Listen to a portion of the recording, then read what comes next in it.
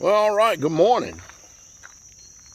Top of the morning to y'all, my brothers and sisters over at YouTube. Hey, check this out. Well, let me get y'all a good picture of our bull. I think no, that ain't Jacob. That's not him. Well, look at this. Of course, you get to see our bull. Of course, I'm sure some of you can pick up on my range targets too, as well.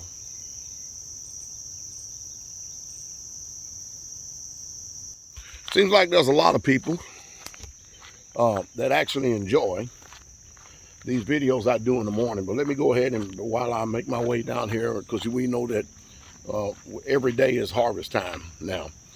Today, there probably won't be too many people down there harvesting, because today is a very big day. Today is shopping day. We got to do a lot of shopping. You know, some sisters go shopping for the feast. We have a big feast coming up, and we don't wait till the end of the month or a couple of weeks before the feast.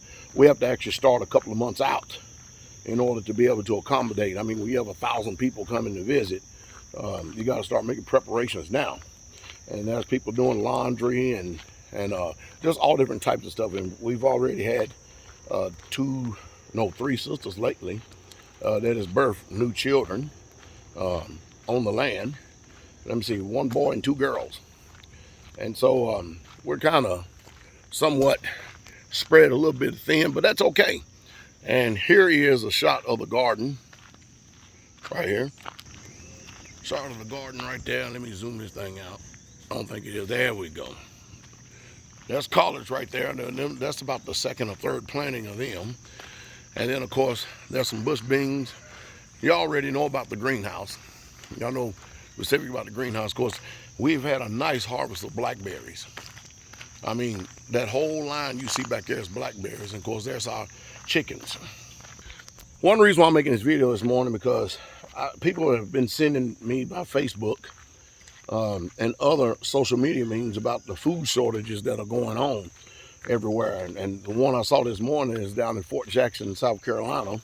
That's actually where I did boot camp in 1985. I know, I'm starting to sound prehistoric. But shelves are empty. Shelves are literally empty. Lunch meat, produce, I mean, it's literally empty. And again, you know, I think if I would continue to keep doing my due diligence to make these videos every morning, I'm not going to do it every single morning, okay? But I know that they bring about an inspiration to a lot of people, the importance of you knowing how to grow your own food rather than depending on someone else. Let me give you an example right here. Look at here. We're getting an extraordinary amount of water lately, but I'm sure that many of y'all know what these are, right? Yeah, this is a small watermelon patch. We got a bigger one at the top of the hill. Watermelon patch. And then right here is a sweet potato patch, which we're going to harvest sweet potatoes, and we eat an extraordinary amount of sweet potatoes. Also by the pavilion over there, you see all these different peppers and everything, right? They're over there as well. But everybody's busy. Well, I see it's Kyle. What you got in your mouth? Huh? All right, he's over here at the playground.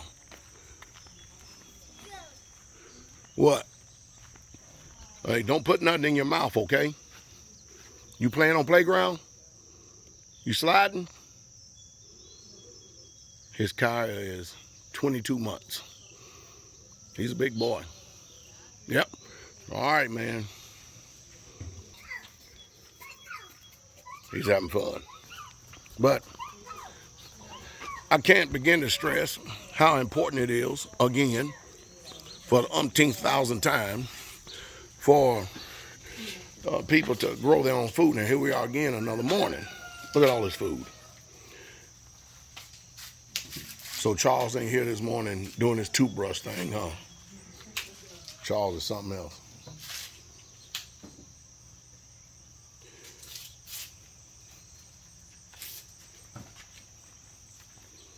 You not going on the boat this morning? No, sir. It's a men's outing. Oh, men's outing. With the little boys. And look at that, somebody asleep right there. Look at that. Oh, he's sweet. And of course, y'all give this to the cows, right? And the cows, so nothing goes to waste. So I do these videos here early in the morning like this because most of y'all like it and stuff to see our sisters that, they're not sitting up there rolling around in the bed till about 8, 9, 10 o'clock, getting up making a peanut butter jelly sandwich, and then on top of that, then they watch a couple of soap operas, and children are going off to school. They got the run of the mill of the house, and then they may, if they choose to, clean a countertop, and then they done for the day. No, that ain't the way it works around here. So this is again part of the corn harvest, and here's some more trays of it. And if we go over here, as you can tell, we can see we have food everywhere around this place. And there's some more, even right here, we got onions and stuff that's planted at the parking lot right here. We just grow, food everywhere, just literally everywhere.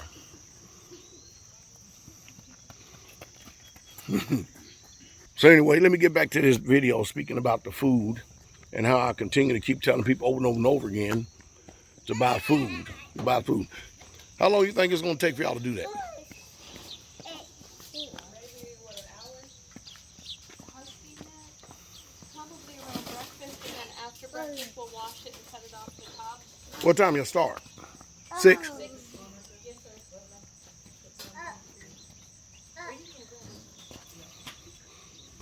sir. All right. Make sure he doesn't follow me, okay? Make sure you don't follow me. All right, so there's food shortages going on all across America, and you don't want to do and fall into the sensationalism of our government, because our government is pretty damn wicked. I don't know why they're over there flirting with Taiwan and stuff right now. The Democrats, it seems like to me that this particular administration, this progressive administration that's in office right now, is trying to do everything that they can to make sure that they destroy the every fabric of the American society as possible. There's nothing about this administration right here that's saying that they are America first. It seems like they're China first, but not only China first, but it seems like that they are instrumental in trying to destroy America. Now, I'm not the only one that thinks that either. That's the reason why there's going to be a red wave, bless you, Mother Lily. That's the reason why there's going to be a red wave coming up this November, because people are sick and tired of this crap. And I don't understand why people couldn't see it from the very beginning. I don't understand why they couldn't see it from the very beginning, but I guess people pick and choose to, and whether people choose to participate in politics or not is totally irrelevant. Whether you like it or not, you don't have to choose to participate in it, but whether you like it or not, it's going to have an effect on your life. So, hey, whatever you want to do. But anyway, they are instrumental in making sure that the American people don't have any food on the shelves. And listen to this. Years and years ago, I was preaching, and one thing that I said was, if you was going to control a population, how would you do it? And of course, how do you control a population? Food. So you look at how much food has died and perished this year based on some type of phony disease or whatever you want to call it, or stuff is manufactured. All of a sudden, the shortages here, and of course, the news media, they're not going to tell you anything until the last moment, or then they'll cause a frenzy. Can you believe they call it frenzy on toilet paper? They'll do the same thing because it's the American public has the herd mentality. That's how we think. That's how we do everything. Nothing is important until you need it.